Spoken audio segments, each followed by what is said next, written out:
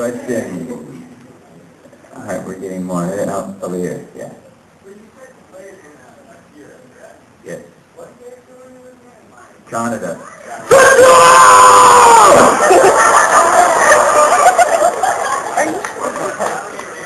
If anyone's gonna film it to me, me! Damn it! Damn it, Nicole! Oh, you're a boss too of this pile of rubble. I don't know, it just comes to me. I just remember yelling Tetsuo a lot. Yeah, wristband. Oh God. I don't really remember it. Total Slaughter song. Gosh.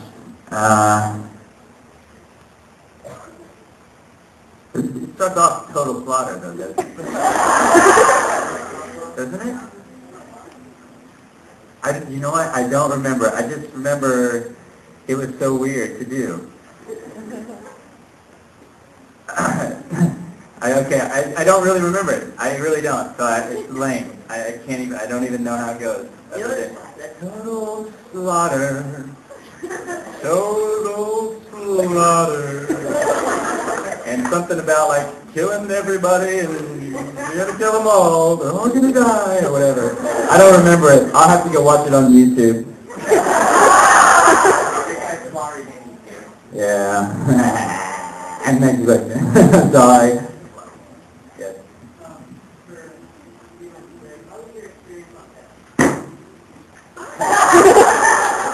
Back, bitch? Yeah.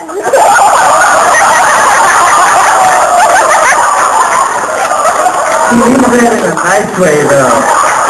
Like, bitchin'? I was in there bitchin'.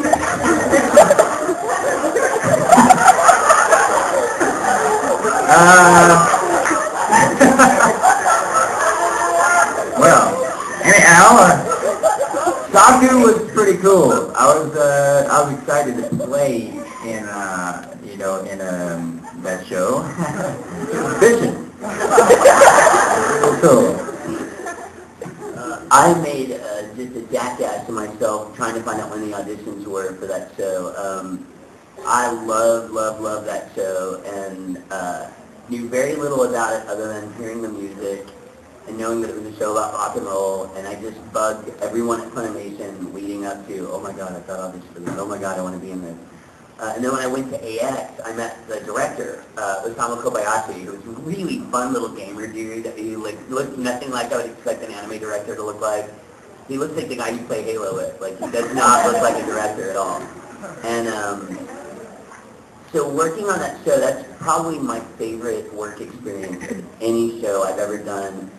It's based on something kind of personal for me because I have a really good friend who I consider like a little brother who is kind of my inspiration for that character. He's a little kid that is just an awkward kid that everybody told him he'd never, be able to play guitar, and he taught himself how to play. And so, like, when I was working on the show, I kept calling him, I'm like, dude, you've got to see this show. You're going to love this show.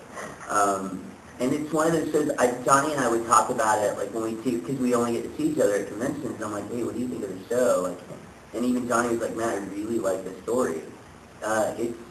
It's something like nobody's got any magical wands. Nobody can change from a guy to a girl. There's nothing magical except for maybe Beck is a little strange, the dog himself. But it's just a good story. It's a great story about a kid that decides he's gonna do something and puts his mind to it and totally wins. And it's a great story. I've never worked on a show I cared about as much as that show. And every time we had to change something, it was, we would all get bummed out. But legally, it was a really tough show to work on because there were a lot of things we had to change for legal reasons. I had to cheese out on Laura's character with my acoustic guitar. That's the cheesiest moment Koyuki has in the whole show. But and I love that show. And it was the best of both worlds because I'm a big music dork. Obviously, you saw me on stage last night. But I got to do voice acting in a show that was really cool with people that I really liked. Jerry, her, Brina Valencia, who plays Maho, is hysterical. And that's kind of what she sounds like in real life. So yo! And Johnny's character is hysterical. We got to act like such nerds, at times in that show.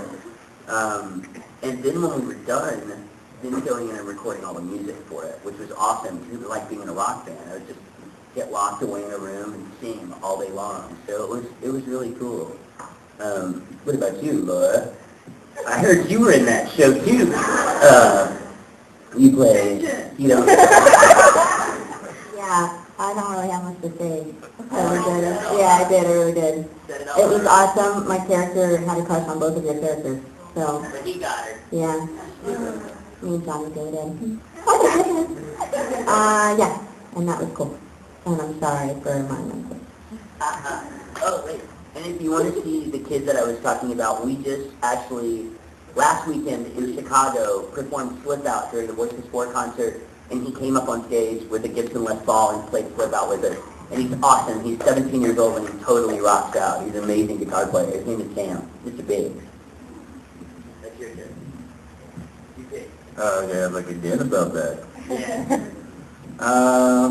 Sorry, we're going to go back here. Yes, way back there in the back. You. Yes, you.